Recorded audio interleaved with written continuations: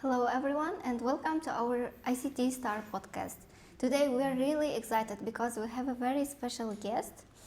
Someone all of us know not just as a professor but a person who contributes himself to our ICT field at Inha University in Tashkent. Today we are joined by Professor Sharov Suvanov, who has studied in Uzbekistan and Korea, and he worked in a number of information technology fields, and as an educator, as an engineer, and of course as a researcher. Professor, thank you so much for joining us today. Mm-hmm. So before we switch into the technical questions, let's talk about yourself. What made you excited about technology at first? Was there someone who made you think that this is my way? Thank you for your question. Thank you for inviting me, first of all. My excitement for IT started when I was young. So I remember the first time when I saw the computer in action, not games actually, but for solving a real problem. My father's friend, he was a programmer. He showed me the few lines of code that can make calculate something instantly, and that moment actually made a strong impression on me. After that, I decided that I will learn this computer science and computer engineering, and actually after that I tried to myself to writing the first simple program in school. Later in school, I tried to writing my first code, and actually when I writing that code, it just print out some text and performed some calculation. But that made me excited, and the small project pushed me toward the studying of computer science and computer engineering, more seriously. And actually, every day the IT technology evolves every day, and that motivates me that keep learning and keep improving knowledge in this field. Was there someone in your family or maybe in your school who was especially supportive of your interests? No, actually, I don't have any family member who knows the computer engineering or the computer science. And so I got like I told you, the first person that showed me the code of that programming was my father's friend. That's all. And as we know, you also worked as a computer engineer. So do you remember your first device you experimented with? The first device, actually, it was the first experience that I made it. The small, or you think the big one? The first one. The smallest one. It was I performed some calculation at school, and they get the message from that code. That was actually impressioned on me. Okay. And if you could go back to the past and you can talk to your YAS version, what would you say? If I go back, study more hard and keep learning the new technologies. So I think this is the... So would you still choose this field? Yes, now I will choose this field again and again. So I don't want to change this field, actually. Now let's switch to the topic of your academic background. As we know, you studied in Korea and Uzbekistan. How did these two different environments shape the way of your thinking? Actually, each environment taught me the something unique. From Uzbekistan, I learned the importance of strong theoretical foundations. such kind of algorithms, the mathematical, and also the logic and the structure, how things work. I learned from Uzbekistan, and it taught me that in computer engineering, if you truly understand the basics, you can learn any new technology much faster. From Korea, what I learned the power of discipline, the consistency, and practical application.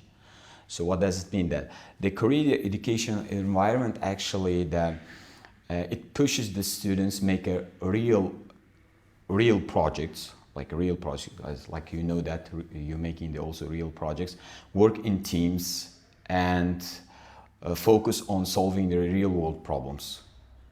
Actually, this is the work culture. Also, it helps to teaching the time management, the responsibility, and every high level. You know that also from studying from the Korean system. Yeah. So, what was the biggest cultural or maybe academic difference between Uzbekistan and Korea that you noticed right away? The academic difference between the Uzbekistan and Korea now, like I told you, it's in Korea. They keep pushing for making some real things, like they giving the works with the teammates and making some real projects. But in Uzbekistan, its academic is totally different. Like when you studied in Uzbekistan, you can learn the basic things, the theoretical things. I think this is the difference between the Korea and Uzbekistan. What was one challenge in Korea that made you, that pushed you to grow faster? I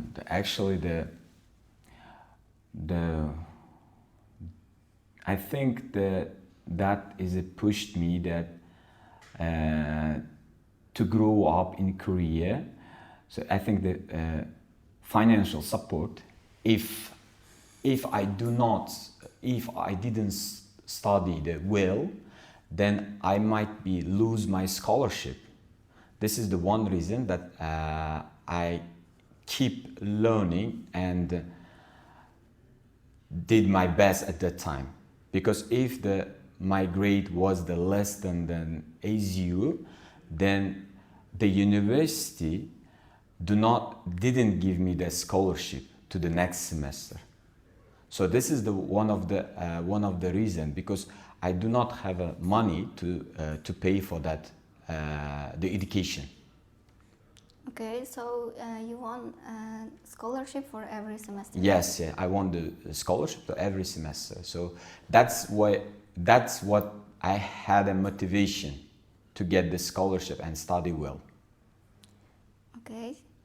If an IUT student comes to you and says, I want to go to Korea and I want to study in Korea, what would you suggest to that person?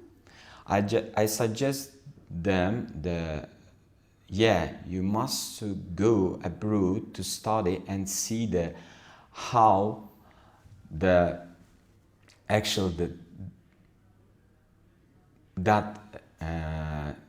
to get the new kind of experience to study with the foreign students. It's actually it gives you one of the how to say that.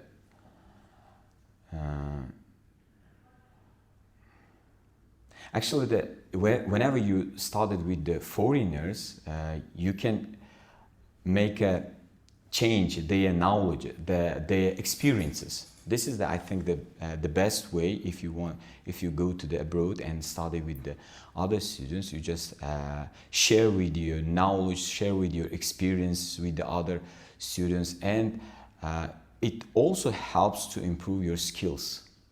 So not only the local, you just will explore the global world also. So it's all about like cultural and academic exchange, Yes, right? yes. Okay. So, with your background in computer science and computer engineering, how do you think students should keep the balance between fields? Should they try to study more fields or just go deep into one field? So actually, I think you need both of them, but at the right time, because of in the beginning of your studies, I always recommend that the staying broad, because you can explore the different areas like programming, the cybersecurity, AI, and networking, and databases. So you don't need to be the master of everything. So master everything, but you should at least understand the basics of each of these fields, because we have many fields. As you can see, in IT we have many fields. So, for example, the cybersecurity, like I told, the networking. So you must know that each, actually the each basics in each major. So, and this broad, actually the exposure that helps you discover what you actually enjoy, and then you can find that area that excites you and go the more deep. So after that, and actually this is my opinion, so I'm advising for you guys is do like that. Okay, so as we know, in school, usually pupils choose their own field at the latest grades, like 11th grade or maybe 10th grade. Mm-hmm. What do you think about that? When people need to think about their own major and their own field? Mm-hmm. You mean when they have a last year at school, in high school, they're choosing their major? Yes. You mean be the master of the computers, the security, such kind of thing, yeah? Yeah.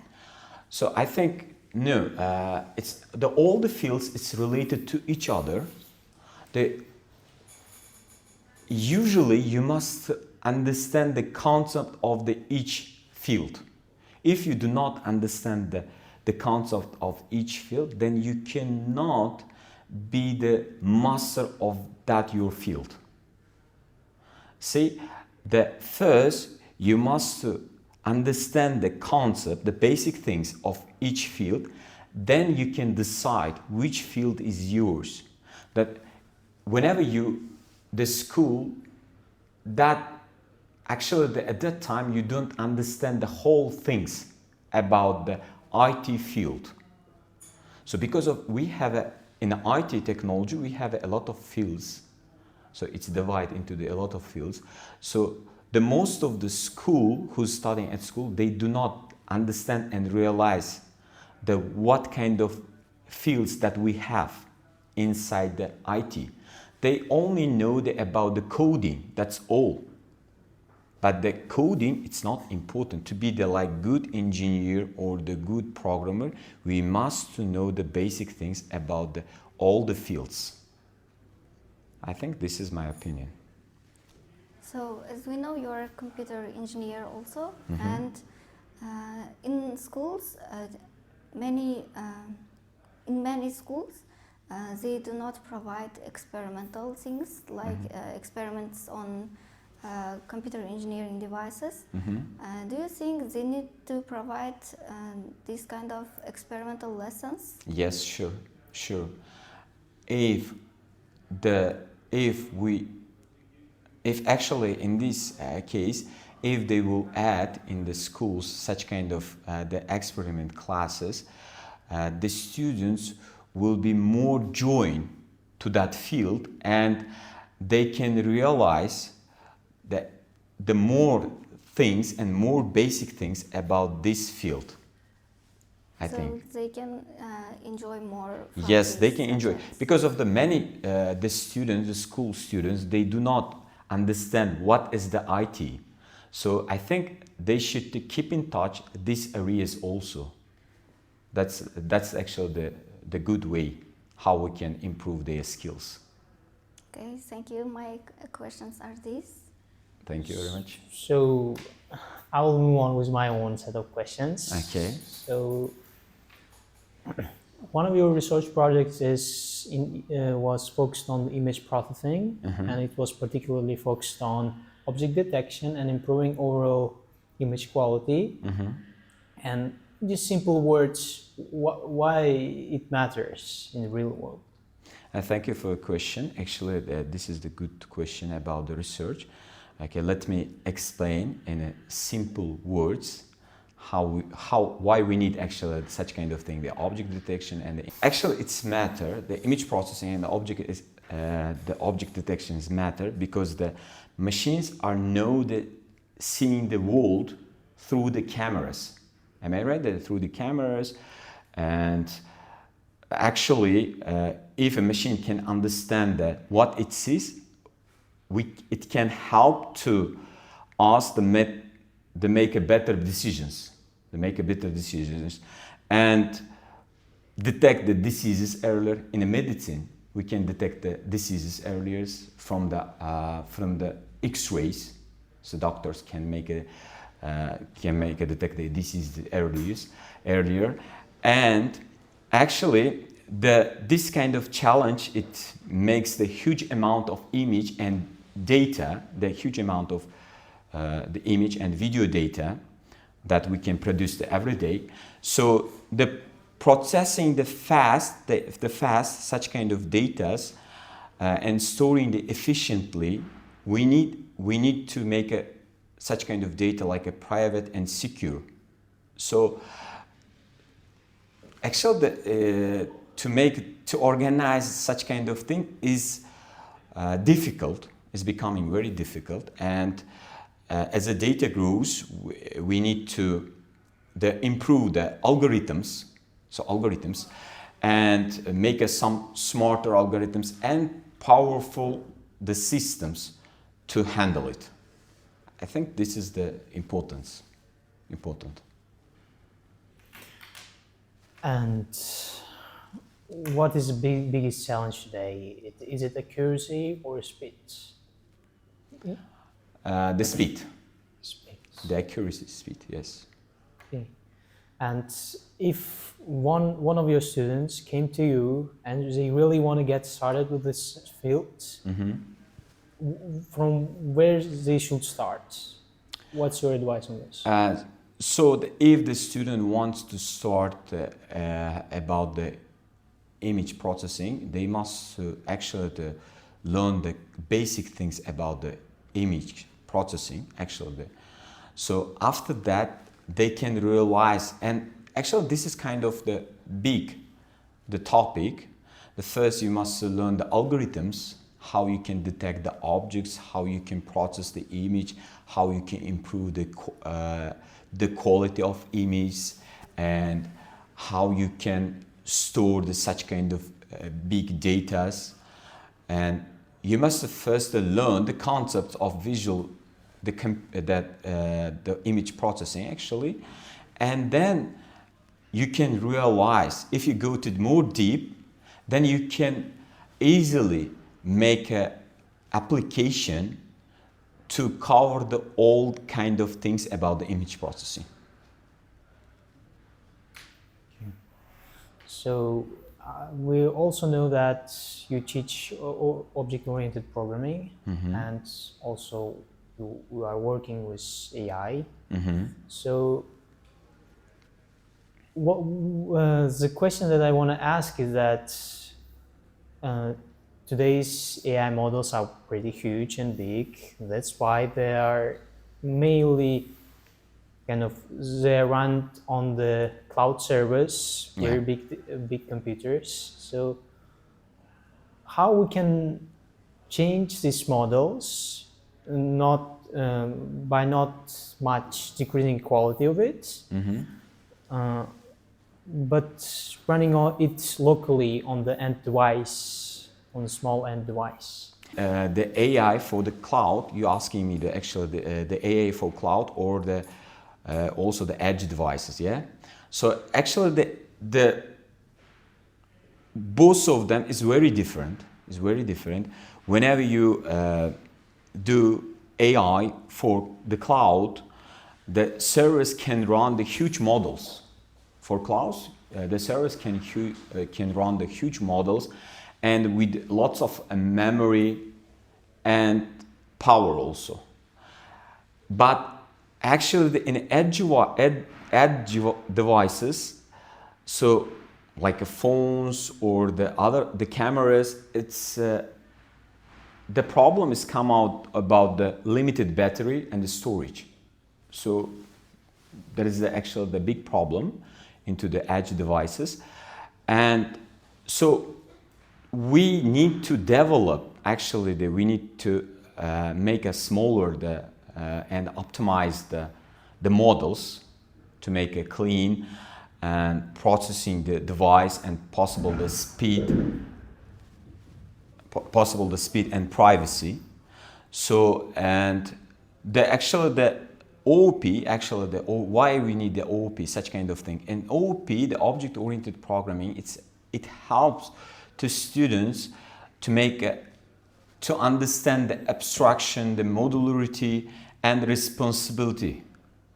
There are exactly what we need to manage the complexity. So this is, I think, the main thing. What do you think the future will favor more, cloud computing or edge computing? Both of them. Both of them. Yeah, I think now is the cloud computing. So the cloud computing nowadays is, I think in the future, so we will see how the AI it works in edge devices also will be more faster and can make such kind of things also the same with the cloud. So actually the IT evolves every day. We do not sure that what will be happen after 1 year or after 5 years. Yeah. So I think I done with my old set of questions. So, thank you. Our Joe here will move on. Okay, let's continue about present time. Okay, if I'm not mistaken, you teach 100 students 100 teachers in 2024 about AI and about also JavaScript. JavaScript. What surprised you teaching the teachers? Actually, I teach in 2024 the high school teachers from the topics, from the subjects AI and JavaScript. And this year, the summer, I teach the 1,000 students online, 1,000 high school, not the students, the high school teachers, 1,000 high school teachers from the subjects AI. So actually, it was a big challenge to me. The big challenge. I was surprised that the teachers was open-minded. Teachers were open-minded, and after 10 years, 15 years experience, they still want to study. Can you imagine that? For teachers who's teaching on the high school, so it's actually the great. When I saw that, I was surprised actually that I felt that the great teachers never stop. Yeah. For me, the 1,000 teachers from the whole Uzbekistan, that is great teachers, the great teachers, and I hope such kind of programs will be a lot in our country, and actually it's raised the level of high school computer science education. So I think after this, so the students arrive at the universities like IUT more prepared. So and then they can know already thinking about the real world technology that they have learned from that school. Okay, this is a struggle in a more coding part or understanding the concepts of AI? The concepts, because the teachers do not, I cannot say that, but the idea was that teach them the concepts of AI, because many of teachers do not understand how it works, the AI concepts.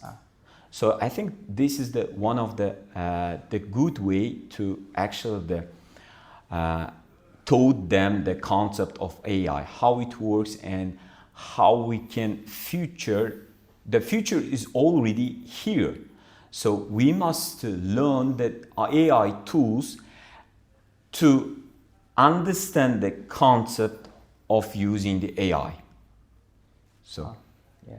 So basically, they need to first understand the basics. Then yeah. I think the first they should understand the concept of AI. Then they can teach each student in a higher level school. Are you planning to for this year also teaching the teachers? So I'm not sure. It depends on that time.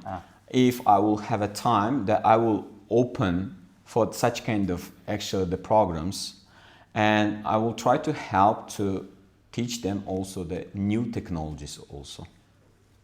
Okay, thank you about about our university. What makes our university special, or what kind of what helps to our students to reach more higher levels in their future jobs? My recommend to our students, to IUT, especially the IUT students, they keep learning.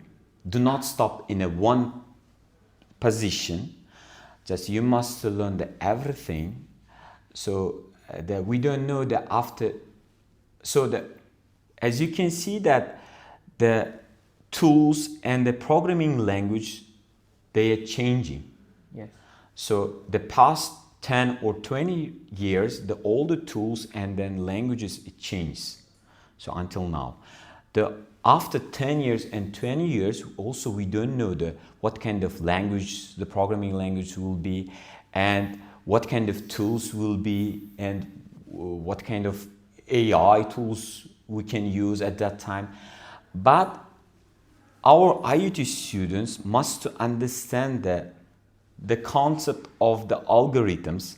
Out of this kind of the algorithms, they can solve their problem easily. So the students need learn how they can solve the real world problems faster. This is, I think, it makes you in the future find a job local or globally. Solve more real life problems. Yes, real life problems. Yeah. So whenever you understand the concept of the real life problems, so you can easily find the way how you can solve such kind of problems very fast. Nice. Okay. One more question. What kind of weakness most of the students are facing at the time? The weakness, I cannot say what kind of weakness do you have now. Yeah. So I don't know what kind of things in your brain. But most of the students now, I'm seeing that they becoming lazy, and they are using the AI tools. They don't want to making by themselves each assignment. They are trying to use the AI tool, and actually it's helpful. It doesn't take them more time. You just put some picture, or you put some problem, and you will take directly in a few seconds the result. I think I saw the one video in US. Maybe you already saw that the many professors was the shout to the students, and actually now I also feel angry that those students who use the AI tool. I was also angry. So in this case, I think that it's better to understand do not use the easy ways, because if you use the like AI tools, at the end of that, you cannot find any job. Yeah. So you will never be the engineer. You can be prompt engineer. Yes. Yeah, I think this is the big problem nowadays. They come out, the students don't want to study well, and they want to use the AI tools. And most of the students, they becoming lazy, and I think they want to playing the mobile phone games. Yeah, there are a lot of games, and they are not concentrated studying more hard. Yeah. Oh, in this case, you say just first students must learn basics, then they can use AI. Yes. The basics, it's the AI need when you don't have the idea how you can solve that problem. At that time, you can ask the AI and ask him, please, that is find the solution of that task and explain to me the step by step. I think this is the better way. Whenever you read, you will try to understand the concept of that error that you did. So, and then you can, if you have any question out of that topic, you can ask again from the AI to explain more deep. So this is the one of the best way how we can use the AI tool. Not the just, please help me to solve this problem. So you tried yourself first. When you have a problem and you spend 3 hours or 4 hours, but you didn't fix that one. So you can ask that the time, especially that part, not the whole code, or not whole the problem. That part of that problem, ask from the AI. And AI will help you to actually to explain you the step by step how you can actually fix that code from your the program. Okay. Question: which one you recommend? Learning in a classical way, from reading books, or learning with AI? Both of them. So both of them, yes, both of them. Because of whenever you're reading, so the books, and then you will learn the basic things, the theory. AI actually it's searching all the sources, actually all the sources. So if you have a basic knowledge, then you can actually combine with the AI tool. They ask something. So sometimes you do not understand all the concepts from the books. Yeah, you might have questions. Sometimes, if you do not understand the several technical words, for example, it's possible. It's possible. Then you can ask the AI tool. For example, what does it mean? This algorithm. Can you explain it deeply? You can learn So I think it combine the two styles. It's a good way to improve your skills. Okay, what you recommend for us, the male? So your team, I recommend you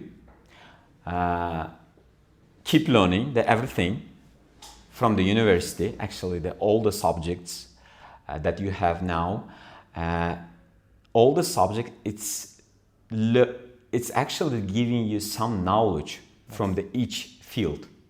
I think this is my advice. Do not ignore the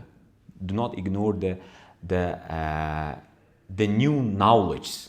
So, for example, you're a master from the cybersecurity, or you're a master from the backend or frontend. Yes. You cannot ignore the in other fields. Yes. You must understand at least the basic things from that concepts. So also, I'm listening from some of the students that I don't need the hardware. So I am the software. Why I need the hardware? So how the hardware also you need to know that what is the RAM, what is the CPU. Yes. So am I right? Yes. So you must understand how you allocate some memory into your program. Yes. Whenever you write some code. Yes. I think this is the basic things. The basic things for programming. Yes.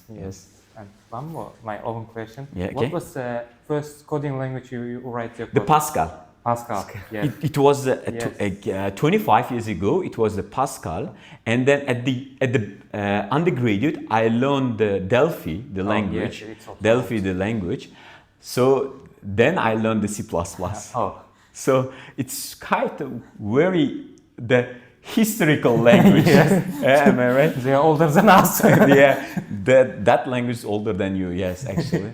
And at that time also I was excited to write some codes from the Pascal language because at school, I remember at school we had a classroom with 10 PCs. That the older PC was from the IBM company, Oh. very old. So So now is we are working with the Newer. with the supercomputers. Am I right? a little bit newer. It's kind of was like that time. Yeah. Thank you very much. Thank you for you all. And And I have one question from my side. Okay. And if you will recommend a book that maybe has some books, maybe you have read some books and they have changed your worldview, and can you recommend these books if you know? actually, there are a lot of books that you can motivate from that. I think that I read the last book from the Steve Jobs, the last book. Actually, I recommended that book. I forget the name of that book. Actually, I was read 5 years ago that book. Actually, you can read that book and you will get some motivation about how you can manage your time and discipline. So actually, he was the good person. I think. Yeah. Try to read his book. It helps too.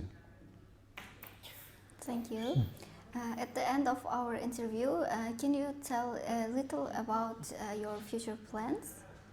The future plans are that I want to keep learning the new things, so and keep improving my skills also.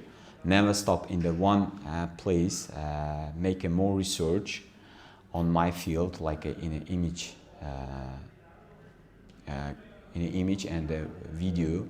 Also, I think this is my future plan, and I want to learn more about the AI tools also. So because of everything changed very fast, and then it comes the new algorithms that I want to see how I can use them in my codes. So this is my future plans for the 2 or 5 years. So I'm not sure what will be happening after 5 years. So everything changes. Yeah. Okay, thank you so much for joining us today. Thank you very much. Thank you very Professor. much. Okay. Yaxshi bo'ldi?